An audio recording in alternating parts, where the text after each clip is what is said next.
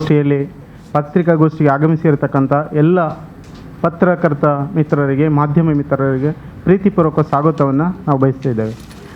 ನಾನು ಮನಮೋಹನ ಬಳ್ಳಡ್ಕ ಅಂತ, ದಾಖಾ ಜಿಲ್ಲೆ ಅತಿಥಿ ಉಪನ್ಯಾಸಕರ ಸಂಘದ ಅಧ್ಯಕ್ಷ. ನನ್ನ ಜೊತೆ ಇರುವವರು ರಂಜಿತ್ ಪಿ ಜೆ, ಇವರು ದಾಖಾ ಜಿಲ್ಲೆ ಅತಿಥಿ ಉಪನ್ಯಾಸಕರ ಸಂಘದ ಖಜಾಂಚಿ ಆಗಿದ್ದಾರೆ.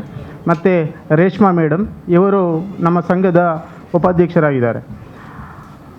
ನಾವು ಈ ದಿನ ಕರೆದಿರ್ತಕ್ಕಂಥ ಪತ್ರಿಕಾಗೋಷ್ಠಿಯ ಮುಖ್ಯ ಉದ್ದೇಶ ಇಷ್ಟೇ. ಒಂದು, ನಿಮಗೆಲ್ಲ ತಿಳಿದಿರುವ ಹಾಗೆ ಸರ್ಕಾರಿ ಪ್ರಥಮ ದರ್ಜೆ ಕಾಲೇಜುಗಳು, ಮಂಗಳೂರು ಯೂನಿವರ್ಸಿಟಿ ಈಗಾಗಲೇ ಕ್ಯಾಲೆಂಡರನ್ನು ಬಿಡುಗಡೆ ಮಾಡಿದೆ. ಮೊನ್ನೆ ತಾನೇ 12 ತಾರೀಕಿಗೆ ಕಾಲೇಜು ಆರಂಭಗೊಂಡಿದೆ. ಆದರೆ ಇಡೀ ರಾಜ್ಯದಾದ್ಯಂತ ಎಲ್ಲೂ ಕೂಡ ಅತಿಥಿ ಉಪನ್ಯಾಸಕರ ನೇಮಕ ಆಗಿಲ್ಲ.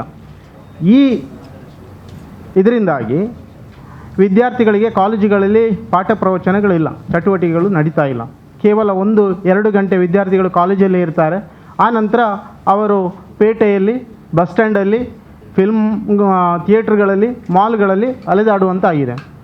ಕಳೆದ 2 ವರ್ಷಗಳಿಂದ ಇದೇ ರೀತಿ ಕಾಲೇಜು ಆರಂಭ ಆದರೂ ಕೂಡ ಅತಿಥಿ ಉಪನ್ಯಾಸಕರನ್ನು ಸಮಯಕ್ಕೆ ಸರಿಯಾಗಿ ನೇಮಕ ಆಗದೆ 2 ತಿಂಗಳುಗಳ ತಡ ಆಗಿ ಇಡೀ ಪಬ್ಲಿಕ್ಕಲ್ಲಿ ಏನಾಗಿದೆ ಅಂತೇಳಿದರೆ, ಜನ ಮಾತಾಡ್ತಾ ಇದ್ದಾರೆ, ಸರ್ಕಾರಿ ಪ್ರಥಮ ದರ್ಜೆ ಕಾಲೇಜುಗಳಲ್ಲಿ ಉಪನ್ಯಾಸಕರಿಲ್ಲ, ಅಲ್ಲಿ ಪಾಠ ಪ್ರವಚನಗಳು ಸರಿ ನಡೀತಾ ಇಲ್ಲ ಅಂತ ಆಗಿದೆ. ಈ ಕಾರಣದಿಂದ ನಿರಂತರವಾಗಿ ದಾಖಲಾತಿಗಳು ಕಡಿಮೆ ಆಗ್ತಾ ಬಂದಿದೆ. ಈ ವರ್ಷಕ್ಕೆ ಸಂಬಂಧಪಟ್ಟಂತೆ ಹೇಳುವುದಾದರೆ 2024-25ನೇ ವರ್ಷದಲ್ಲಿ ಗ್ರಾಮೀಣ ಪ್ರದೇಶದಲ್ಲಿರುವ ಅನೇಕ ಸರ್ಕಾರಿ ಪ್ರಥಮ ದರ್ಜೆ ಕಾಲೇಜುಗಳಲ್ಲಿ ದಾಖಲಾತಿ ಸಂಖ್ಯೆ, ವಿದ್ಯಾರ್ಥಿಗಳ ದಾಖಲಾತಿ ಸಂಖ್ಯೆ ಪ್ರತಿಯೊಂದು ವಿಭಾಗದಲ್ಲಿ 15ಕ್ಕಿಂತ ಕಡಿಮೆ ಇಳಿದಿದೆ. ಇದರಿಂದಾಗಿ ಕಾರ್ಯಭಾರದ ಕೊರತೆ ಆಗಿ ಅನೇಕ ಅತಿಥಿ ಉಪನ್ಯಾಸಕರು ಹುದ್ದೆಯನ್ನು ಕಳೆದುಕೊಳ್ಳಲಿಕ್ಕಿದ್ದಾರೆ, ಬೀದಿ ಪಾಲಾಗಲಿಕ್ಕಿದ್ದಾರೆ. ಮತ್ತು ಇಡೀ ಒಂದು ಗ್ರಾಮೀಣ ಪ್ರದೇಶದ ಬಡ ವಿದ್ಯಾರ್ಥಿಗಳನ್ನು ಒಂದು ಸಂಕಷ್ಟಕ್ಕೆ ಈಡು ಮಾಡಿದ್ದಾರೆ. ಈ ಎಲ್ಲ ವಿಷಯಕ್ಕೆ ಹೊತ್ತುವ ಬೆಂಕಿಗೆ ತುಪ್ಪ ಸುರಿಯುವಂತೆ ನಮ್ಮ ಮಂಗಳೂರಿನ ಜಂಟಿ ನಿರ್ದೇಶಕರು ಏನು ಮಾಡಿದ್ದಾರೆ ಅಂತ ಹೇಳಿದರೆ, ಎಲ್ಲ ಕಾಲೇಜಿನ ಪ್ರಾಂಶುಪಾಲರುಗಳನ್ನು ಸಭೆಯನ್ನು ಕರೆದು ಅಲ್ಲಿ ಹೇಳಿದ್ದಾರೆ, ಯಾವ ಕಾಲೇಜುಗಳಲ್ಲಿ ಯಾವ ವಿಭಾಗಗಳಿಗೆ 15ಕ್ಕಿಂತ ಕಡಿಮೆ ದಾಖಲಾತಿಯಾಗಿದೋ ಆ ವಿದ್ಯಾರ್ಥಿಗಳನ್ನು ಸ್ಥಳೀಯ ಕಾಲೇಜುಗಳಿಗೆ ಸ್ಥಳಾಂತರಿಸಬೇಕು ಅಂತ ಈಗಾಗಲೇ ನಿರ್ದೇಶನವನ್ನು ಕೊಟ್ಟಿದ್ದಾರೆ.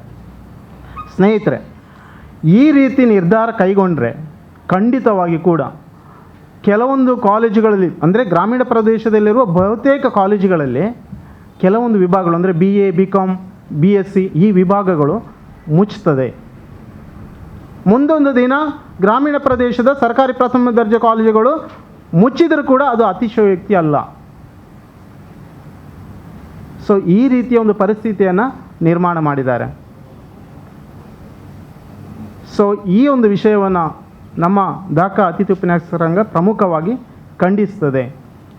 ಕೂಡಲೇ ಈ ವಿದ್ಯಾರ್ಥಿಗಳನ್ನು ವರ್ಗಾಯಿಸುವಂಥ ಒಂದು ವಿಷಯವನ್ನು, ಆ ನಿರ್ಧಾರವನ್ನು ಹಿಂದೆ ತಗೊಳ್ಬೇಕು.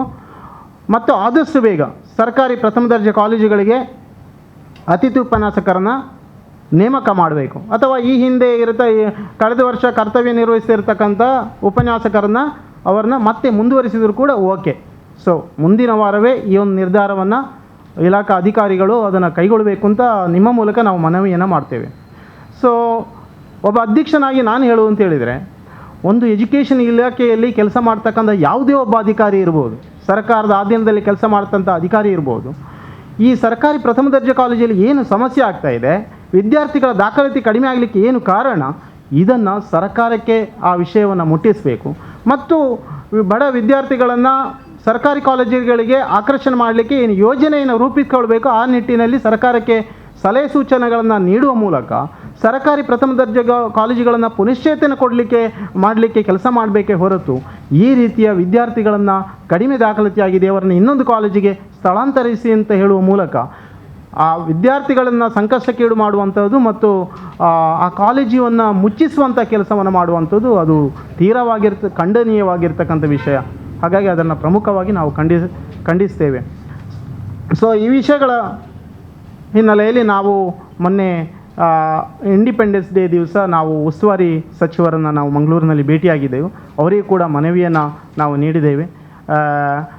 ಕರ್ನಾಟಕ ವಿಧಾನಸಭಾ ಅಧ್ಯಕ್ಷರಾಗಿರ್ತಕ್ಕಂಥ UD ಖಾದರ್ ಅವರನ್ನು ನಾವು ಭೇಟಿ ಮಾಡಿದ್ದೇವೆ. ಅವರಿಗೆ ಕೂಡ ಮನವಿ ಕೊಡುವ ಮೂಲಕ ಈ ವಿಷಯವನ್ನು ಅವರಿಗೆ ಮನದಟ್ಟು ಮಾಡಿದ್ದೇವೆ. ವಿಧಾನ ಪರಿಷತ್ ಸದಸ್ಯರಾಗಿರ್ತಕ್ಕಂಥ ಶ್ರೀಯುತ ಐವನ್ ಡಿಸೋಜ ಅವರನ್ನ ಭೇಟಿ ಮಾಡಿದ್ದೇವೆ, ಅವರಿಗೆ ಕೂಡ ಮನವಿಯನ್ನು ಸಲ್ಲಿಸಿದ್ದೇವೆ. ನಿನ್ನೆ ತಾನೇ ಪುತ್ತೂರು ವಿಧಾನಸಭಾ ಕ್ಷೇತ್ರದ ಶಾಸಕರಾಗಿರ್ತಕ್ಕಂಥ ಅಶೋಕ್ ರೈ ಅವರನ್ನು ನಾವು ಭೇಟಿಯಾಗಿದ್ದೇವೆ. KPCC ಕಾರ್ಯದರ್ಶಿ ಆಗಿರತಕ್ಕಂಥ ರಕ್ಷಿ ಶಿವರಾಮ್ ಅವರನ್ನು ಕೂಡ ಭೇಟಿ ಮಾಡಿ ಅವರಿಗೂ ಕೂಡ ಈ ವಿಷಯವನ್ನು ತಿಳಿಸಿದ್ದೇವೆ. ಎಲ್ಲರೂ ಕೂಡ ಸಕಾರಾತ್ಮಕವಾಗಿ ನಮಗೆ ಸ್ಪಂದಿಸಿದ್ದಾರೆ. ಕೂಡಲೇ ನಾವು ಶಿಕ್ಷಣ ಸಚಿವರಿಗೆ ನಾವು ವಿಷಯವನ್ನು ಮುಟ್ಟಿಸ್ತೇವೆ, ಆಯುಕ್ತರಿಗೆ ವಿಷಯವನ್ನು ಮುಟ್ಟಿಸ್ತೇವೆ, ಅದನ್ನು ಪರಿಹರಿಸಿದ್ದಾಗಿ ನಾವು ಭರವಸೆಯನ್ನು ನೀಡಿದ್ದಾರೆ. ಆದರೆ ಈ ಪತ್ರಿಕೆಗಳ ಮೂಲಕ ಕೂಡ ಈ ಒಂದು ಸಮಸ್ಯೆಗಳು ಬಿತ್ತರಗೊಂಡು ಆದಷ್ಟು ಬೇಗ ಸರ್ಕಾರಕ್ಕೆ ಬಿಸಿಯನ್ನು ಮುಟ್ಟಿಸಬೇಕು. ಸರ್ಕಾರ ಆದಷ್ಟು ಬೇಗ ಈ ನಿಟ್ಟಿನಲ್ಲಿ ಪರಿಹಾರವನ್ನು